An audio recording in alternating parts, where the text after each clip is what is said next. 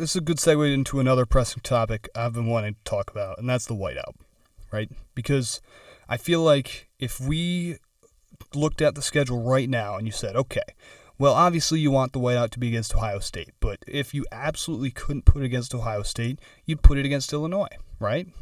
That's the clear answer, especially if Illinois ends up beating Nebraska on Friday and they're a top 20 team early in the season. It's the perfect storm. I remember in the offseason, people were saying, well, what are we going to do the whiteout? Because remember, the whiteout announcement took forever.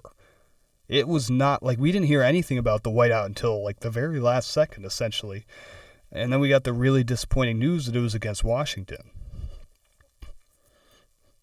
But there were some reports out there and rumors basically saying, oh, it might be against Illinois. And I remember how much backlash that got. And in my mind as well, it's like, we're putting our whiteout against Illinois?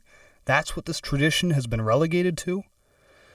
But at the same time, Illinois looks so much better than Washington right now. I'm like, my goodness, I wish we put whiteout against Illinois.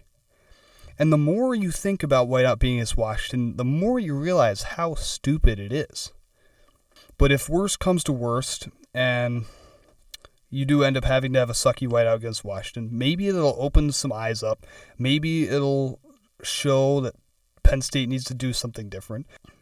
And I do want to talk about this because there is still a chance. Because I was talking about it a couple weeks ago, how we might get a chance for Ohio State to be a night game anyway with Michigan and Oregon winning. But obviously Michigan got destroyed against Texas, and it's not looking good for Oregon these days.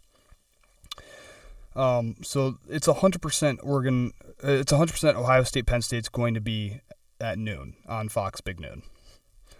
But then there is still another chance to have a big whiteout game because the Washington one's going to be so sucky. It's that you can make the 12-team playoff, you can get one of the 5, 6, 7, and 8 seeds, and you can get a home playoff game. And hopefully some top team like Alabama or Ole Miss or Missouri, one of those top other teams, comes to town, and you make that another whiteout. And for the first time in history, you have 2 whiteouts in the same year.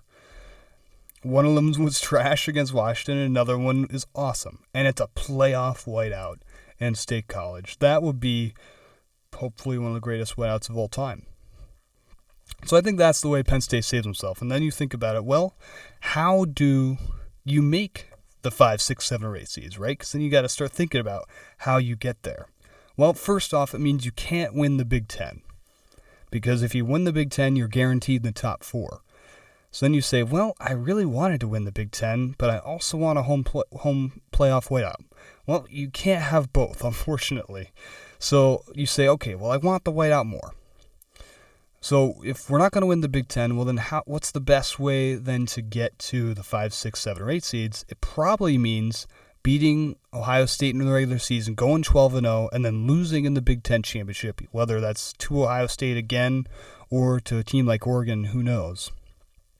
But then you would be guaranteeing yourself probably the 5 or 6 seed.